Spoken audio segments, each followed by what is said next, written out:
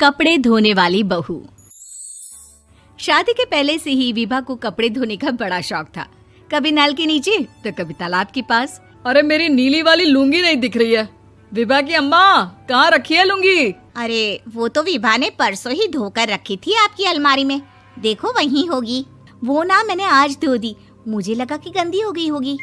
अरे कैसे गंदी हो गई थी? उसे तो मैंने पहना भी नहीं। हे भगवान, इस लड़की के कपड़े धोने की आदत से परेशान हो गया हूँ मैं। जितना तो घर में राशन नहीं आता, उससे कहीं ज्यादा डिटर्जेंट पाउडर का खर्चा है। इसकी शादी करवा दो, शादी जाए अपने घर में ही करे काम, फिर चाहे घर के कपड़े धोने हो या पूरे गांव के। हाँ ठीक बोल रही हूँ, देखता हूँ मैं कोई लड़का। वो दिन भी आ जाता है जब विभा को देखने लड़के वाले आ जाते हैं। लड़की मुझे अच्छी लगी। होने वाली सास कहती है, बेटी अगर कुछ पूछना है तो पूछ लो। वैसे तो हमारी लड़की बहुत ही शर्मीली है, जो बोल दो वो मान लेती है, इसे क्या पूछना होगा। अरे कैसी बात कर रही हो माँ, मुझे इन लोगों के घर रहना है, सवाल तो कई है। हाँ हाँ बेटा, पूछ लो ना, क्या पूछना है। आप लोगों के घर कपड़े कौन धोता है? सास का मुंह बन जाता है। देखो, अगर तुम ये कहना चाहती हो कि तुम्हें कपड़े धोने नहीं आते तो सुन लो, कपड़े मैं ही धोती हूँ, लेकिन तुम्हारे आ जाने के बाद मैं रुमाल तक नहीं धोऊंगी। अरे चुप रहना भाग्यवान, बहू बेचारी घर आई नहीं, उसे डराना शुरू कर दिया। वो क्या है ना बिटिया, अभी तक तो ये कल्लू की माँ ही धोती थी, लेकिन अब तुम्हारे पापा तो दहेज में वॉशिंग मशीन देंगे ही। तभी विभा की माँ बोल पड़ती है, सवाल भी पूछा तो क्या। वैसे भाई साहब, मशीन की तो फिर भी कपड़े धोने की कैपेसिटी होती है। मतलब जो बिटिया दे रहे हैं ना विभा, इसे कपड़े धोने का बहुत शौक है। ये आप लोगों के क्या, आस पड़ोस गांव मोहल्ले सबके कपड़े धो दे और उफ तक ना करे। बाहर देखा नहीं आपने कितने कपड़े सूख रहे हैं? सब हमारी बिटिया ने ही तो धोए हैं। बस भी करो ना माँ, शर्म आ रही इतनी तारीफ सुनकर। और तो और एक दाग निकाल कर दिखाओ तो मान जाओ। हाँ अच्छा, माफ करना बेटा, मैंने गलत समझा। हमें तो रिश्ता बहुत पसंद है। और ऐसे जुड़ जाता है रिश्ता कपड़े धोने का शौक रखने वाली विभा का। उसकी शादी हो जाती है कोयला फैक्ट्री में काम करने वाले कल्लू के साथ। शादी के बाद अचानक विभा चिल्लाती हुई सास के पास आती है। सासू माँ, अरे सासू माँ कहाँ है आप? ये तो धोखा है, धोखा दिया आप लोगों ने मुझे। इसे ससुर के चक्कर के बारे में पता चल गया। अरे तो उसमें तुझे क्यों धोखा मिला है? अरे नल में पानी नहीं आता, कपड़े कैसे कब धुलेंगे? अच्छा, तू पानी नहीं आ रहा उसकी बात कर रही है। तो आपने क्या सोचा? कुछ नहीं। अच्छा, तेरी माँ ने कहा था कि कपड़े धोने का शौक है तुझे, याद आया मुझे। शौक बोलकर कपड़े धोने वाले मेरे जुनून को कम ना आके सासू माँ, कपड़ा धोना मेरा गुरूर है। तभी पति भी वहाँ आ जाता है। अभी मैंने इसे सनी देओल की फिल्म दिखाई है, उसी के डायलॉग मार रही है माँ। अच्छा सुन, साफ साफ बता रही हूँ, पानी सुबह 4 से 6 और शाम को 10 से 12 आता है, समझी? विभा टाइमिंग सुनकर हैरान हो जाती है। ये क्या भूतों का मोहल्ला है?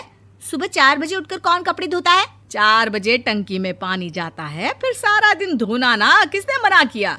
अरे कैसी बात कर रही हैं? 200 लीटर की टंकी में कितने कपड़े धो लूंगी मैं? सुबह ही उठ जाऊंगी मैं। अब क्या था, विभा सुबह 4 से लेकर रात के 12 बजे तक कपड़े ही धोती रहती। एक रोज सास पड़ोस से निकलकर कहीं जा रही होती है कि साथ वाली कहती है, हाँ कल्लू की माँ, जरा ये बताओ कि 2 साड़ी है, 2 ब्लाउज और एक पेटीकोट और एक नाड़े वाला लंबा कच्छा।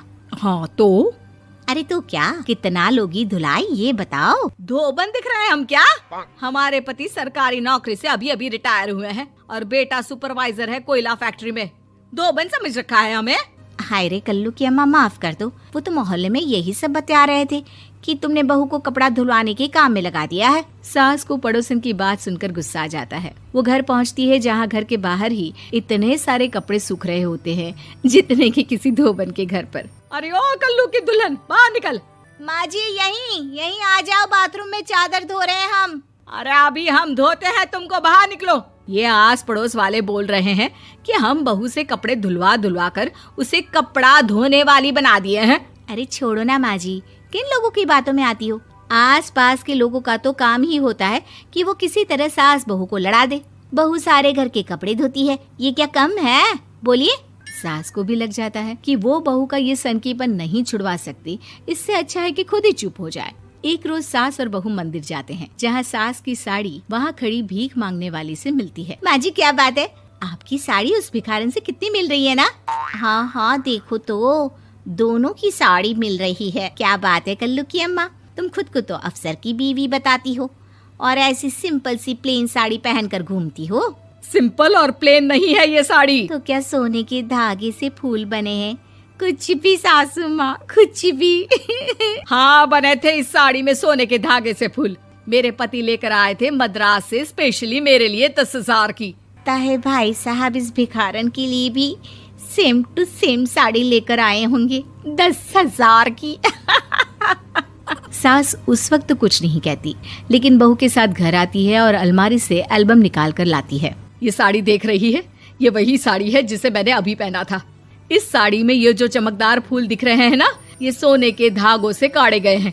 लेकिन तू लोकल वॉशिंग मशीन ब्रश से घिस घिस कर सारे फूलों को निकाल कर साड़ी प्लेन कर दी। मुझे माफ कर दीजिए सासू माँ। और तो और, जब मैंने तुझे तेरी गलती के लिए कुछ नहीं कहा, लेकिन तूने तो सबके सामने मेरा मजाक ही बना दिया। क्यों? बहू को समझ में आ जाता है कि अब से उसका कपड़े धोना